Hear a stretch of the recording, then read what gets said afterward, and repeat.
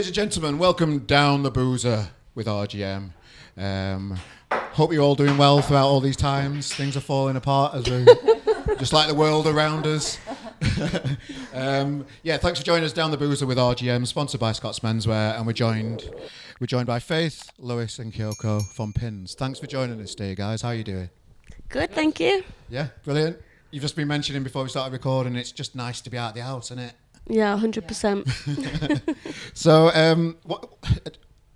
I've been doing a lot of interviews online with bands recently, and one of the questions I like to ask them, just to kick it off and have a bit of fun, is, what's the worst question that you like?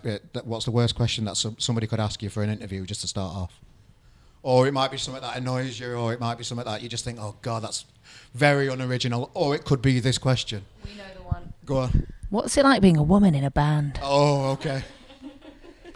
We'll come to that in a bit, because there's a lot of people. We might as well talk about it now. There's a lot of people discussing that, and I was speaking to Stars from Bang Bang Romeo on an interview recently, and one of her pet peeves is being described as a female-fronted band.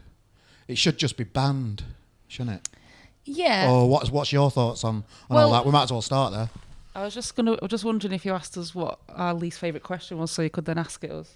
Oh yeah. Oh God. Yeah. Okay. Shit. Yeah. What's the worst favourite question that you like being asked? Worst favourite question that I like being asked? That don't make any sense at all, does it? What's the worst question that somebody could ask you ever? God, this is it. Well, apart from the all woman thing, Yeah. I mean, what's the worst question I could be asked? It's probably something incredibly personal. I Yeah, don't sure, know, fair something enough. like that. Brilliant. But I think going back to the woman thing, it's Yeah. like, obviously we're proud of the fact that we're all female. So it's not like we'd ever want to hide the fact. Yeah. So, and we do want to promote, women in music and stuff like that. But I think it's just the assumption that it's somehow completely just that we'd even know what it's like to be a man in a band. What's it like being a woman in a band? Well, I don't know, because I don't have any knowledge of any other experience, really. So it's just a difficult question to answer in some ways. And I think it's quite sometimes it's a bit of a lazy question to ask, personally, I think. Yeah, sure. No, I agree with it too. And does it usually come from males that ask that question? I think female, if women are interviewing us, they would probably take it a step further. Okay. And put some more detail into the question and sort of explore something a bit more in depth. Yeah. But I'm not saying all men, not all men, hashtag not all men. I'm just saying that sometimes it's just been a question that's been quite repetitive and sort of not really well thought out, I don't think. Sure, because there is the big whole thing about festival lineups and the percentage of male bands and female bands and bands. It just doesn't seem to be getting any better over the last few years. It doesn't seem to have progressed as much as what I would have liked to have seen. How you guys play the festivals? How do you feel about that? Yeah, I was going to say, I think it's changed quite a lot, actually. Okay. Or it's improved quite a lot. And obviously there's a lot left to do. Yeah. But I do think that change is happening and positive change is happening. Yeah, definitely. Well, that's good to see. Yeah, compared to when we started out. So anyway. Yeah. And how long ago was it when you first started? Oh, not long. No, it's probably 2012 was our first release. Yeah. So it's been a bit of time for change. And I think there definitely has been positive change, yeah. I'm quite obsessed with the process of starting off in the band and progressing through the music industry. Individually as people, what drew you to music, and particularly the instruments that you play? I think I just liked bands and wanted to do what they were doing. That's why I started playing the guitar, for example. Yeah.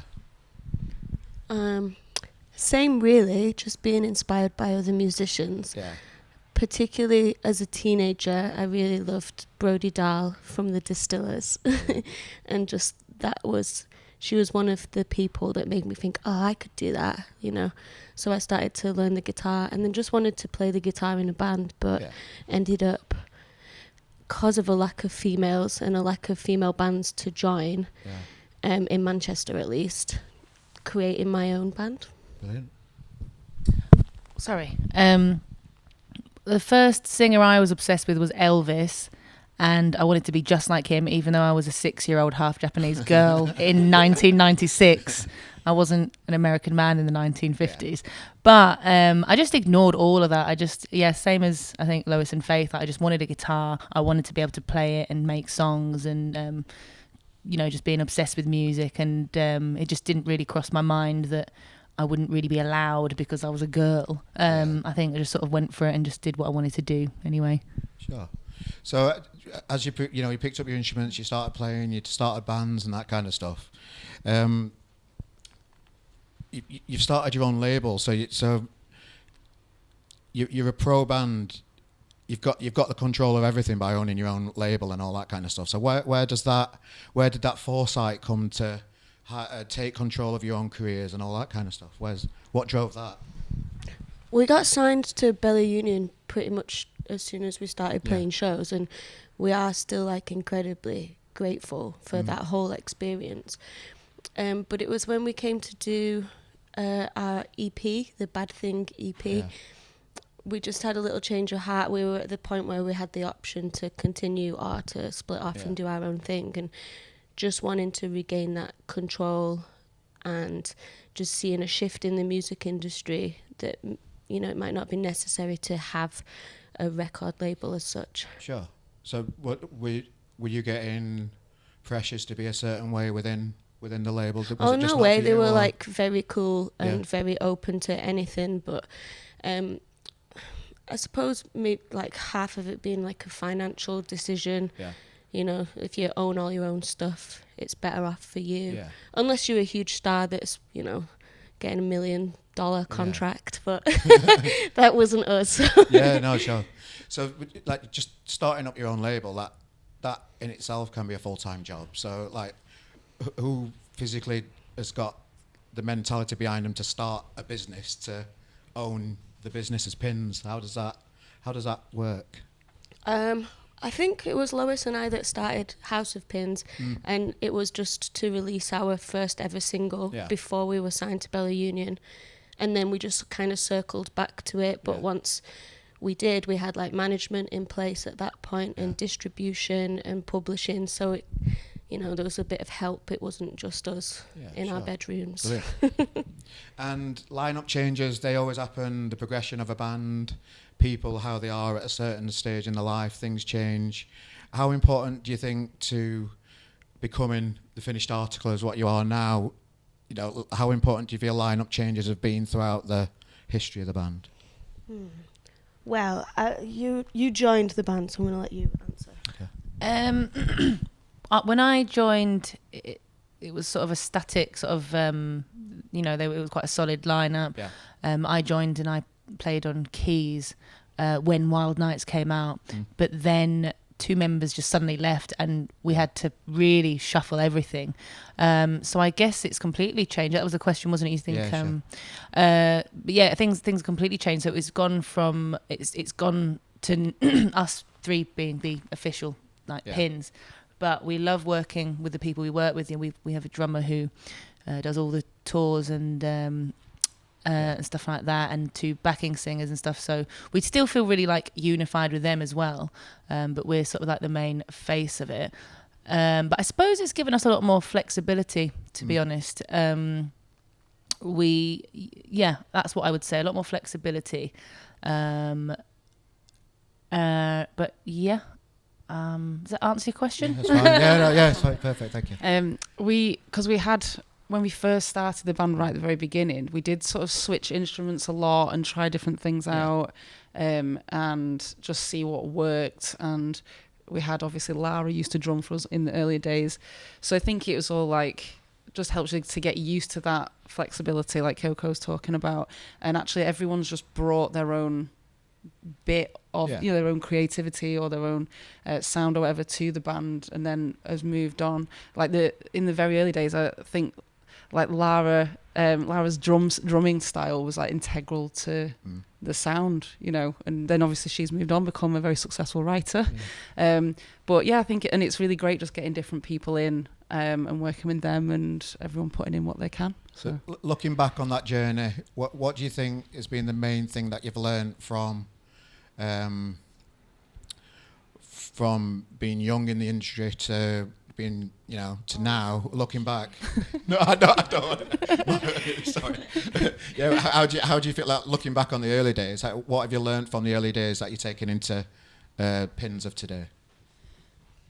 I would say to just be confident with what you're doing and to not have self-doubt, because you've got to do it anyway and not let people like put downer on you. But I think we've always been quite a good unit, and it helps you have that confidence. But I think a lot of it's about confidence.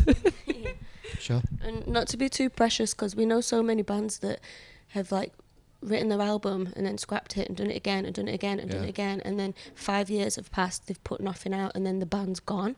And it's like such a waste, like no one got to hear any of those tunes. It's sometimes I think you just have to draw a line under it, put it out, move on to the next thing. So the career really picked up. You went on an international tour with the Subways. I can remember my first live experience of you guys was supporting Slow Readers at Apollo. Oh yeah. Is that one of the questions that you're sick of being asked? No, I'm cool with it. I'm down with it. Oh, go Are you on. going to ask me? No. Did go you on. see what happened? No, Did go you on. watch us? I was really, I was there, but Well, I had a lot of booze maybe that that's how night. cool I was with it. I slipped on my lead and fell flat. Oh, right, okay. I fell flat on my ass. I had to just turn away. It was the last. She song. turned around. Right, I could see okay. her face though, but the rest of the crowd couldn't see. But I had the view of her face. I was on the floor, but I tried to like style it out, and I got up. Yeah. Some people said, "No, it looked like you meant to do it." Actually, I thought that, and then someone overheard them went, "Oh, I saw that. No, I didn't look like you meant it." All right, thanks. So Yeah. like, being from Manchester and playing that iconic venue in your hometown, what was the day leading up to that gig like? I can just. The honest truth is we couldn't find Kyoko. Oh right, okay. I was a bit missing. Well, I was in bed with my alarm off, but they were like, "Kyoko's gone missing." Oh, okay. No, I had this job at the time at a karaoke bar that used to finish at 5 a.m. and that caused me no end of grief. Yeah. My own fault. But yeah, that was how the day started. But apart from falling over and apart from being missing, it was amazing. Yeah. And I've got to say, walking onto the stage when we got there for sound check at the Apollo was quite overwhelming. Yeah. Because I've just, like, since I was a kid, seen so many brilliant bands there, and we'd never played there before we played there with the Slow Readers. So it was a big deal, and it was a bit overwhelming. Yeah, I can imagine. definitely. I can yeah. imagine. And I think all our families came, didn't they? Or our families did anyway. Yeah. Brilliant. But I think earlier in that day, was that the day that our tour manager, Ost, had to get a really long stick and knock on Kyoko's bedroom window to wake her up? Is that how you got up? A really big stick. It was the longest stick I've ever seen in my life. Where From did the you get ground that from? floor.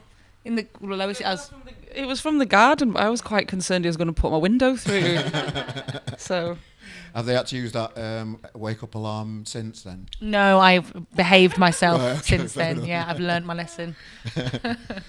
So I'm interested to know as much as I can about you because I think you're great. Can you let us know something about each other that you think the people watching this might never know about you?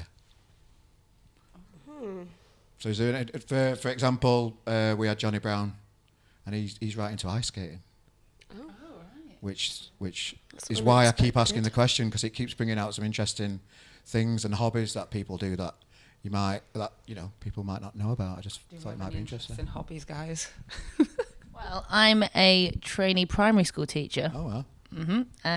Is that interesting? I hope Yeah. it's interesting. That's me. Yeah. That was COVID related. That was COVID related. Sure. I just thought best use of time if I'm not going to be doing anything anyway, because I normally work in bars and they just keep opening and closing. So I thought get some education under my belt. Would you let her teach your children? Yeah. School of life, mate. Sorry, guys, I'm really hungover. I'm doing a master's in electronic and computer music. Wow. It's still music related, but that's Cool. the only other thing I'm doing, I think, at the moment. Faith, gonna be a new mom? Well, yeah, I don't really have time for hobbies right now. Yeah, well, fair enough. I've got one on the way, Yes. and then the one that I already have keeps me so busy. But I don't know. I'd love to have a hobby. What would you suggest? Something I can get into? Ice skating. What about like the Children of the State that we had down? They're dealing in old vintage bowling balls. Oh, okay. I brought Did one you? back from a tour in America. Right, okay. I don't know why. Yeah, I did. Last time I was near a bowling ball, I nearly knocked out our manager, so I don't think I should be allowed that. I did. We were posing for a photo in America, and I didn't realise she poked her head between my legs for the picture, so I just Released my hand and a bowling ball went crashing into it. I thought I've cracked her skull open. I thought I've killed her. And but she was fine. Yeah. How was No bowling balls for us. how was touring in America? Amazing. Yeah, we've been lucky enough to go a couple of times. Yeah. One was with the Subways that you mentioned earlier, and the other, we've been to South by a couple of times, which, again, just like really grateful because who knows if that'll even be back. Yeah. But yeah, how was it? It was just that sense of freedom and how you imagine being in a band, like, you know, going there for like such a stretch of time that you just become your own little family. And how did you find the audiences compared to a UK audience over there? More enthusiastic, less More whooping. less arm crossing. Right, okay, fair enough. Brilliant. I don't know, we were just glad Yeah. that there was an audience, to be honest. Yeah, sure. Okay. So as we all progress through the music industry, and it's the hardest industry in the world to progress in, what kind of tips would you give maybe younger bands watching this that are after a bit of advice or a bit of knowledge on the pitfalls that are out there? Is there any advice that you could give the younger bands watching this? Because that's a big audience of RGM is new and up and coming bands that just need that access to support. Is there any words of wisdom that we could share with those guys? Got words of wisdom? Well, I would say, what would I say? I would say give self-release a go, actually. Yeah. I know it's like a massive thing to do and it's probably loads of work, but I think with the smaller bands, I think I think it's a great place to start, I reckon. And if you're going to do that, like to collaborate with other people that maybe have something else to offer and you can work together. But I think there is quite a lot of pitfalls, and you've got to be careful who you work with and who you hand your creativity over to. Sure. I think that's obviously I think a lot of people would say that and have said that for years. But yeah, thing. just the same again, to be confident with what you're doing and own what you're doing and be confident to do it yourself. Be in it for the long haul, because it's, bands yeah, don't and make it is overnight be anymore. prepared to work hard, because it is hard work. But it's brilliant. But yeah, exactly. But prepare to work hard, and when you get somewhere, start working harder. Yeah, I always try and never pass on to stop people. working. Yeah, definitely. So we're in lockdown, back in Tier 3 in Manchester. A lot of bands have released albums throughout lockdown and that kind of stuff. How did you feel about releasing your album over lockdown? I mean, we were already on track for releasing it, and it was quite towards the start of lockdown anyway, so we'd already had at least one single out by then. Yeah. So we had the wheels in motion already, and just made that decision to carry on with that. And for me personally, I feel really good about that retrospectively, because we'd probably still be sat here waiting to put it out. And some absolutely brilliant music has come out this year. So yeah, it's not ideal because obviously you can't do the touring, you can't meet people, can't play the songs to everybody, but it was just the decision to, none of us really wanted to sit on it for another year or however long, because it took so long to make it in the first place. And we are one of those bands that are like, okay, what's next? So it might never have seen the light of day if we hadn't have just got it out. Sure. So as a professional band, having the majority of your income taken away from you because you can't tour, how has that challenge been for you? How have you worked through those challenges? Well, just try and sell the merch online. Yeah, okay. I don't know. I think they do say the music industry is a bit of a t-shirt selling business, don't they? It's a big part of it, I suppose. Well, just like all the other bands, I think we've just tried to use just online as much as we can, just to keep it sort of ticking over. We've all done various things to maintain interest, and then just when we can, directing fans towards just buying our music and stuff like that. So just sort of keeping awareness in that way. And the live, we released, so sort of things like we put together a 4-track live digital EP, Pay What You Want and things like that. Just trying to be smart with things like that. Just so that people, if they were struggling and didn't have any spare cash, then they could just take it for like 1p. but then other people, I mean, one guy in particular paid like £300 or £400 Wow. for it. So some people are out there and do want to like support Sure. bands. So yeah, just making sure that that it's available. Sure. Have you got any comments on how you feel the government have supported the nighttime economy? How do you guys feel about how it's all been managed? It's really tricky, isn't it? It's a nightmare. Because on the one hand, it's like, well, it is a pandemic. You don't want to make it worse. Yeah. On the other hand, just losing bands and venues and everything else it's just all going out of business, and I don't know.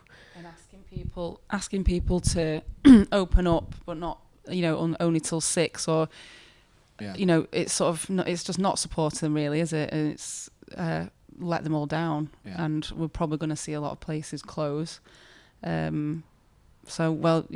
Disappointed really. Yeah. But I think obviously people getting furloughed has been a massive help for a lot of people, and there's people giving out funds if you're good at applications and stuff like that. But obviously the entertainment and I forgot the word for it, but the restaurants and I'm sure that everyone who's put their life into building a business like that is feeling very disappointed, and I don't blame them. Yeah, fair enough. So I kind of try and look for the silver lining with this pandemic, and for me personally, I spent more time at home with the missus and the cats. People with bigger families, I presume you've got more time to spend with your families. Do you guys have any examples of a silver lining that you've experienced throughout the pandemic? I'll let someone else start with that one. Okay. I'm just the same as you, really. Just being able to be at home a little bit more and just have that pause from going at 100 miles an hour and trying to do everything all at once. You're just forced into being in your house, and it's more time to spend with your family, but also more time to write music or read books or listen to music or whatever it is that you don't really give yourself the time to do. So I suppose that's been nice, but it would be nice if it went back to normal. Yes, definitely. What about you? Yeah, I think my life got busy to the point where I was managing to get 2 hours of sleep a night. It was just getting a bit ridiculous. I was working, I was partying too much, definitely. And then trying to fit in the 2 bands and a night that I run, and it's doing all of that, and I think it's been kind of good for me to have some time off. I mean, it's been a bit boring, to be honest, but I think it's been helpful for my health, physical and mental, just to take a minute and slowly sort of just try and get a bit healthier and live more normal hours. So I think for that reason it has been good, but I do miss music more than anything, to be honest. Sure.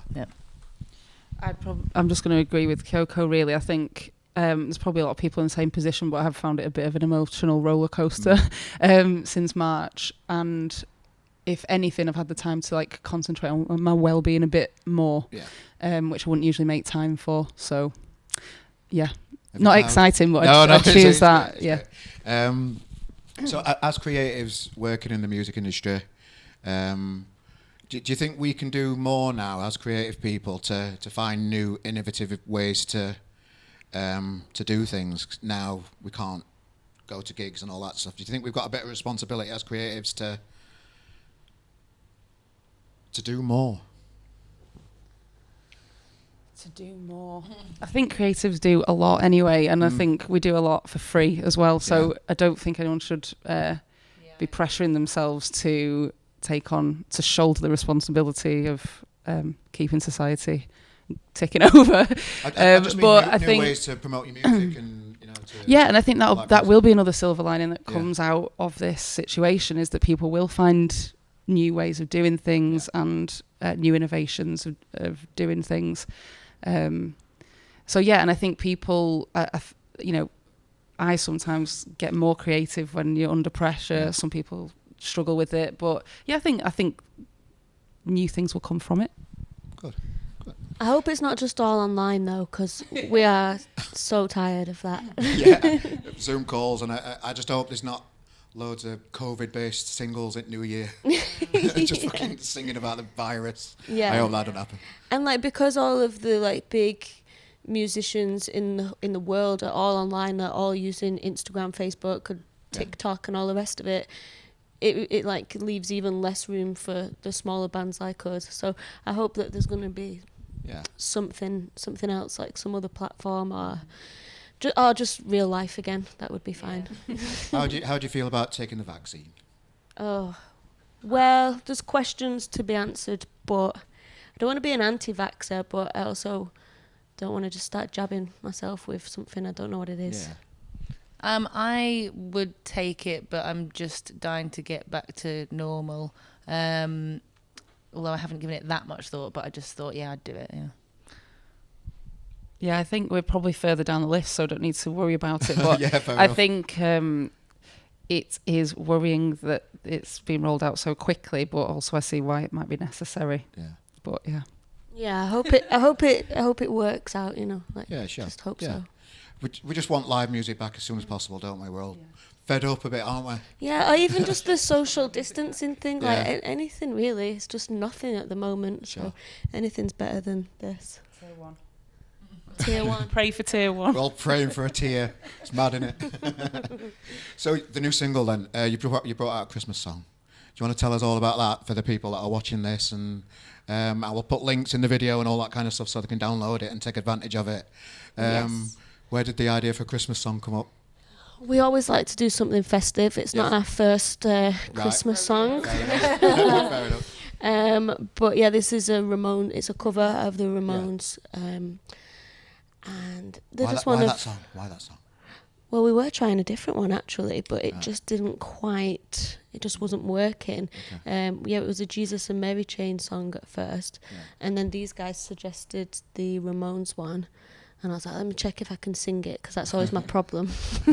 Like, does it sound okay? Sorry. Our version was a lot less sort of punky, like dead. We sort of went for a kind of the Ramones, but done in a Mary Chain / girl group, Phil Spector wall of sound kind of thing. And I think it worked quite well. I think like Faith's vocals sounds really nice on it and stuff, and it does sound nice and Christmassy with the bells. And so I'm really proud of it.